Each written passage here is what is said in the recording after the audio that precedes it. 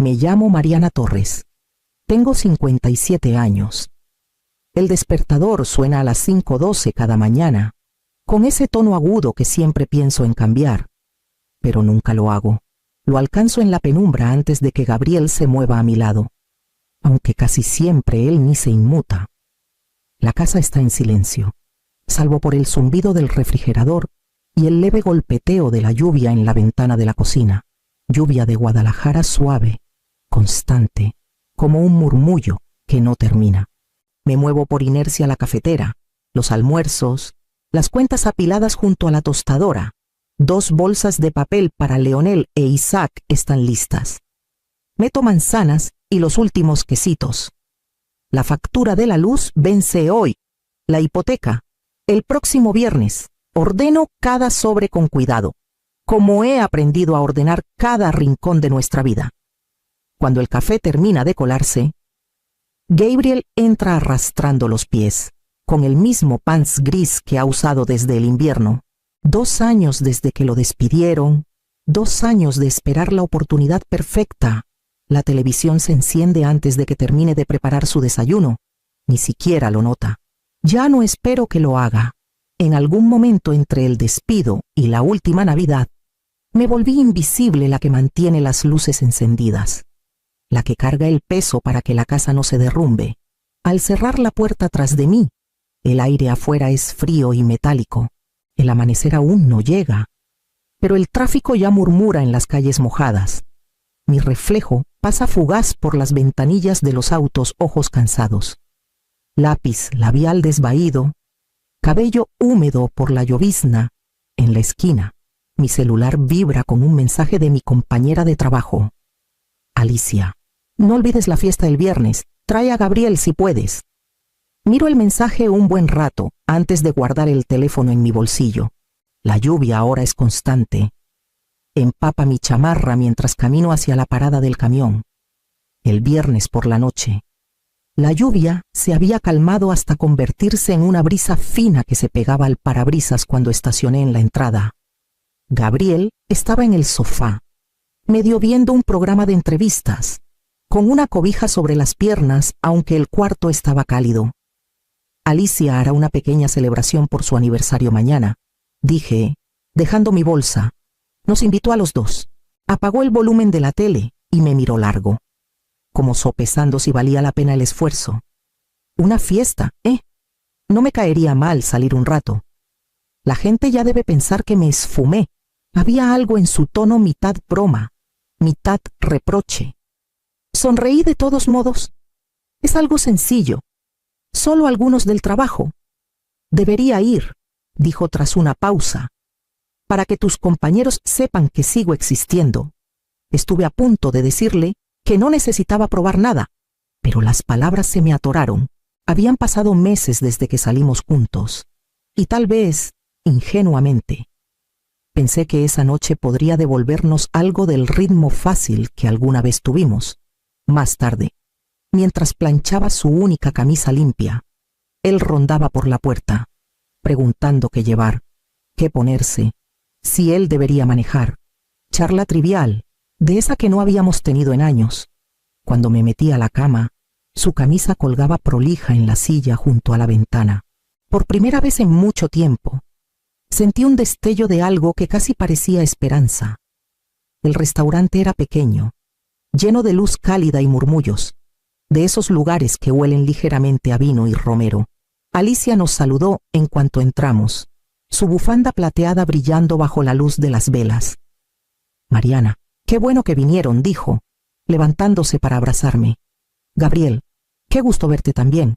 Éramos 8 alrededor de 2 mesas juntas, compañeros de trabajo y sus parejas. El aire lleno de risas fáciles. Gabriel estaba animado al principio, encantador como solía ser, contando anécdotas de sus días de vendedor. Lo observé desde el otro lado de la mesa, sintiendo algo casi nostálgico removerse en mí, a media cena. Me excusé para ir al baño. Al regresar, aminoré el paso al pasar por la barra. Gabriel estaba ahí con un hombre que no reconocí, quizá el esposo de Alicia o un amigo. Hablaban en voz baja, pero su voz llegó hasta mí. Lo firmará, dijo Gabriel, con una risita en la garganta. Solo tengo que mostrarle los papeles en el momento justo. Haría cualquier cosa por los chicos. El ruido de los platos llenó el silencio entre sus palabras y mi latido. El hombre soltó una risa. «¡Qué suerte tienes! Con alguien tan leal». «Sí», respondió Gabriel. «No pregunta mucho. Eso facilita las cosas». Me quedé ahí un instante, suspendida, mientras los sonidos del restaurante se desdibujaban la música, las risas, el arrastre de las sillas. Luego me di la vuelta, controlando mi respiración, y regresé a la mesa. Cuando me senté, Alicia estaba sirviendo más vino. «¿Todo bien?», preguntó. «Perfecto», dije, sonriendo demasiado. Solo necesitaba un momento.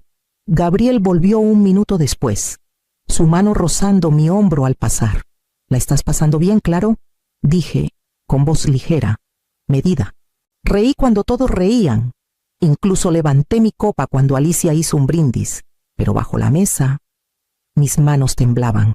Las palabras resonaban, silenciosas y venenosas. «Lo firmará. Haría cualquier cosa por los chicos». Para cuando llegó el postre, había memorizado cada detalle de su rostro bajo la luz de las velas, su sonrisa fácil, la sombra leve en su mandíbula. El hombre que todos los demás aún creían que era. Seguí sonriendo. Cada respiro una actuación, hasta que las risas comenzaron a sonar como estática en mis oídos. La casa estaba en silencio cuando llegamos. El olor a lluvia pegado a nuestras chamarras. Gabriel fue directo a la cama, tarareando algo desafinado. De esas melodías que uno lleva cuando se siente satisfecho. Me quedé en la cocina, lavando copas de vino que no usamos, el agua tibia corriendo demasiado tiempo sobre mis manos. Cuando por fin me senté, la pantalla de la laptop iluminó el cuarto con un resplandor pálido. Abrí nuestra cuenta bancaria compartida y revisé las transacciones. Retiros pequeños, 1.500 pesos aquí, 2.300 allá desperdigados en las últimas semanas. Luego, un enlace que no reconocí: solicitud de refinanciamiento de vivienda Valle de México, incompleta. Mi nombre ya estaba llenado. El ingreso reportado más alto de lo que gano. La casilla de consentimiento electrónico estaba marcada y una línea para mi firma estaba en blanco, como si solo faltara un clic. Cerré la laptop despacio, sintiendo mi pulso en la garganta. El reloj de la cocina tic-taqueaba lo bastante fuerte como para llenar el espacio entre respiraciones. A la mañana siguiente, la luz que se colaba por las persianas era fría y cortante. Gabriel estaba haciendo café, silbando. Puse la laptop en la mesa. «¿Empezaste algo con la hipoteca?». Frunció el ceño. «¿De qué hablas? ¿El formulario de refinanciamiento?», dije. «Tiene mi nombre». Se encogió de hombros, sin mirarme. «Debe ser un error administrativo. Hace meses revisé opciones». Tal vez se guardó. Su voz era demasiado uniforme, ensayada. «Claro», dije, y me giré para servirme una taza. El olor a pan quemado flotaba desde la tostadora. No pregunté más. No lo acusé, ni lloré, ni supliqué. En cambio, abrí el cajón de la cocina y saqué el cuaderno viejo donde apunto las cuentas. En una página en blanco, escribí la fecha, la cantidad, el enlace. Lo cerré con cuidado, como si sellara algo que aún no tenía nombre. Gabriel besó mi mejilla antes de salir del cuarto. Me quedé en la mesa, el café enfriándose en mis manos, ya decidiendo qué necesitaba saber después. Para el fin de esa semana, había memorizado el ritmo de las mentiras de Gabriel, el encogimiento casual de hombros, el tono cuidadoso, la forma en que miraba justo por encima de mi hombro al hablar. No era enojo lo que me empujaba, era algo más silencioso y frío, una especie de cansancio que se había endurecido en determinación. En mi hora de comida, caminé al banco a 2 cuadras de la oficina. La cajera joven sonrió amablemente mientras llenaba los formularios. Una cuenta nueva, solo a mi nombre. Vi la tinta secarse en la línea de la firma y sentí algo cambiar dentro de mí, pequeño, casi invisible, pero real. Esa tarde, Llamé a la compañía de la tarjeta para congelar las cuentas compartidas, quitar a Gabriel como usuario autorizado donde fuera necesario y pasar cada pago automático y depósito a mi nueva cuenta. La mujer al teléfono explicó los pasos con voz practicada, pero sus palabras se volvieron ruido de fondo. Solo podía pensar en lo extraño que se sentía tomar el control de algo que siempre debió ser mío. Esa noche, Gabriel estaba en la mesa de la cocina con una cerveza, hojeando el correo. Llegó el estado de la hipoteca, dijo. Las tasas siguen subiendo.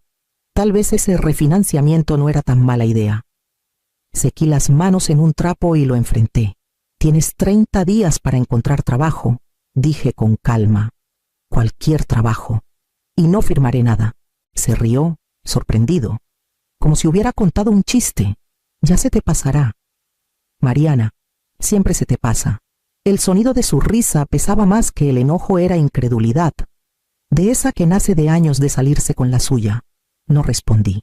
Solo tomé las botellas vacías del mostrador y las dejé caer suavemente en el bote de reciclaje. El tintineo resonó en la cocina como un punto final.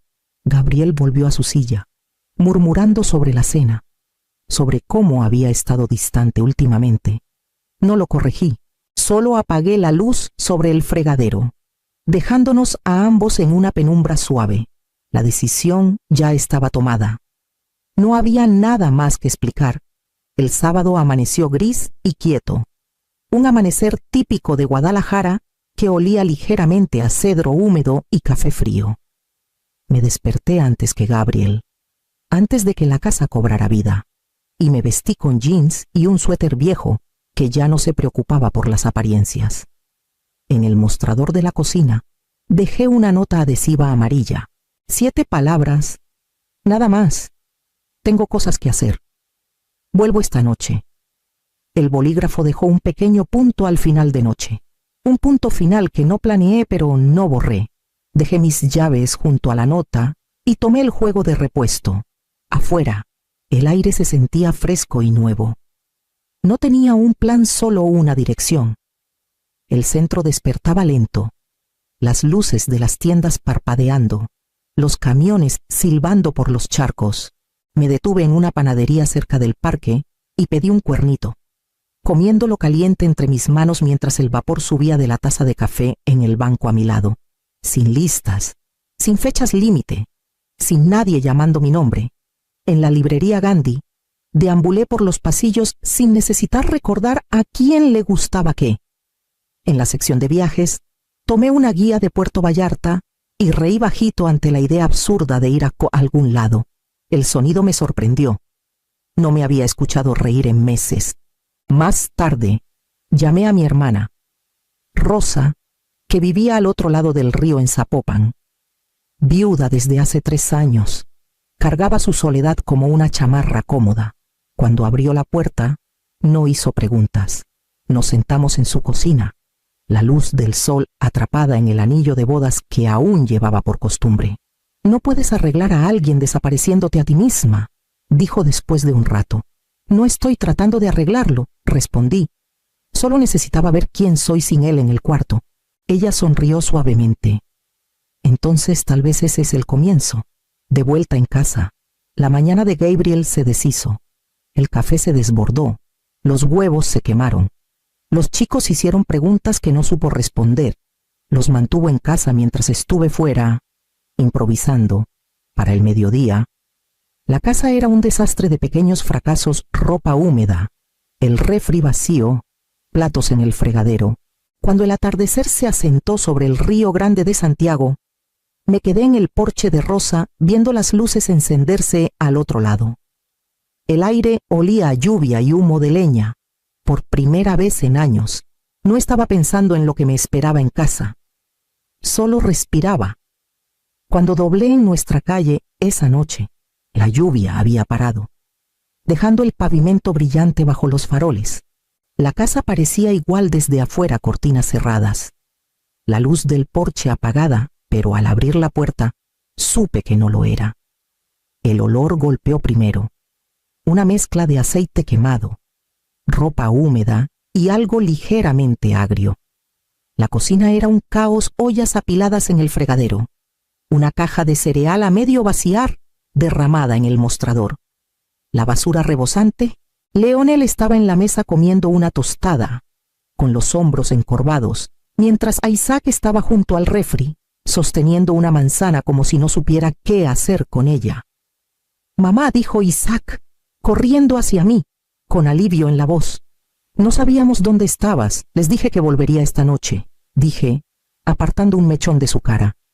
Mis ojos se posaron en Gabriel, que estaba cerca de la estufa, con un trapo en las manos. «Intenté cocinar», dijo en voz baja. «No salió bien», asentí hacia el fregadero. «Ya lo veo».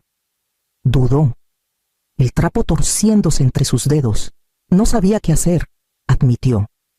Lo miré, calma y firme. «Yo lo descubro todos los días», dije. «Nadie me pregunta cómo».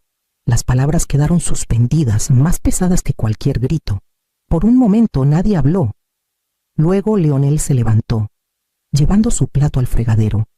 Isaac lo siguió, apilando su taza junto al plato. Los ojos de Gabriel se bajaron. La arrogancia a la que me había acostumbrado, el encogimiento de hombros. La media sonrisa había desaparecido. Lo que quedó fue más pequeño, más silencioso. Vergüenza, tal vez. O el primer destello de comprensión. No limpié esa noche. No preparé la cena ni doblé la ropa. Me serví un vaso de agua. Me senté en la mesa y dejé que el silencio llenara la casa, hasta que dejó de sentirse como castigo y empezó a sentirse como verdad. Las semanas siguientes se deslizaron en un ritmo diferente, más tranquilo. La casa seguía desordenada. Las mañanas seguían apresuradas, pero algo había cambiado, como el aire entrando por una ventana entreabierta por primera vez en años. Gabriel comenzó a despertarse antes que yo. Las primeras mañanas pensé que era casualidad el sonido de la cafetera, la puerta cerrándose suavemente al salir. Luego, una noche, durante la cena, dijo que había tomado un trabajo en un almacén de carga en Tlaquepaque.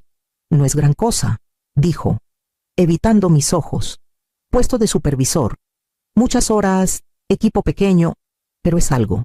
Asentí. «Es un comienzo». No discutió. Solo alcanzó su plato, con una humildad silenciosa que no pedía ser notada. En el trabajo, mi propia vida también empezó a cambiar. Una tarde, mi jefe me llamó a su oficina. La empresa estaba expandiendo el departamento, dijo, y necesitaban a alguien confiable para supervisar las cuentas nuevas. «Has sostenido este lugar en tiempos difíciles. Mariana», agregó, «es hora de que se te reconozca». Acepté antes de que pudiera dudar. El aumento no era enorme, pero el reconocimiento se sentía como oxígeno. Esa noche, compré flores de camino a casa, nada fancy, solo tulipanes de la tienda de la esquina, y las puse en el centro de la mesa. Cuando Gabriel entró, las notó de inmediato. Redecorando, preguntó con una leve sonrisa. «Tal vez», dije, «solo quiero que las cosas se sientan un poco más ligeras», asintió. Luego tomó el montón de correo y, sin que se lo pidiera, pagó la factura del agua en línea. Era algo tan pequeño que casi lo pasó por alto. Más tarde, cuando dio las gracias por la cena, las palabras cayeron suaves, como una nota que había esperado años escuchar.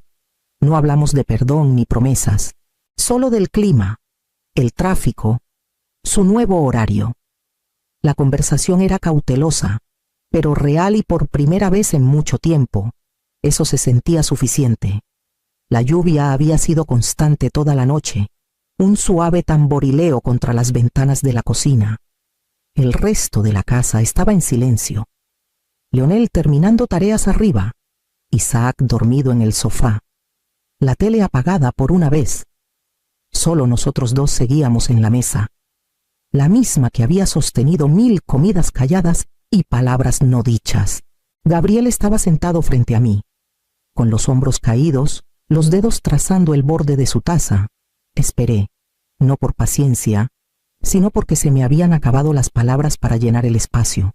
Finalmente habló, con voz baja, casi desconocida. «Tenía miedo», dijo. «Hacías que todo pareciera tan fácil. Las cuentas, los chicos, todo. No sabía cómo empezar de nuevo. Fácil, repetí, mi tono suave pero firme. Sostener todo sola no es fácil, Gabriel. Es sobrevivir. Asintió lentamente, con los ojos fijos en la mesa. Lo sé, ahora lo veo. Deslicé una carpeta hacia él. Adentro estaban copias impresas de nuestras cuentas, la tarjeta de un terapeuta y un formulario de revocación para la solicitud de refinanciamiento. Su nombre ya estaba firmado en la primera línea, pero la segunda, la de mi firma, estaba en blanco. Estas son las condiciones, dije, con voz firme. Vamos a terapia, todo transparente. Mis ahorros se quedan aparte. Si vamos a construir algo, empieza con honestidad. Abrió la carpeta, revisó los papeles y dio un pequeño asentimiento derrotado. La pluma tembló ligeramente en su mano mientras firmaba. El sonido de la tinta contra el papel apenas se escuchó sobre la lluvia, pero cargaba el peso de algo que se cerraba, o tal vez comenzaba. Nunca quise lastimarte, dijo en voz baja. Lo sé, respondí, pero lo hiciste. Ninguno apartó la mirada. No hubo gritos, ni lágrimas, solo la quietud de dos personas reconociendo por fin los escombros que habían construido juntas. Gabriel empujó los papeles hacia mí, firmados y completos. ¿Y ahora qué?, preguntó.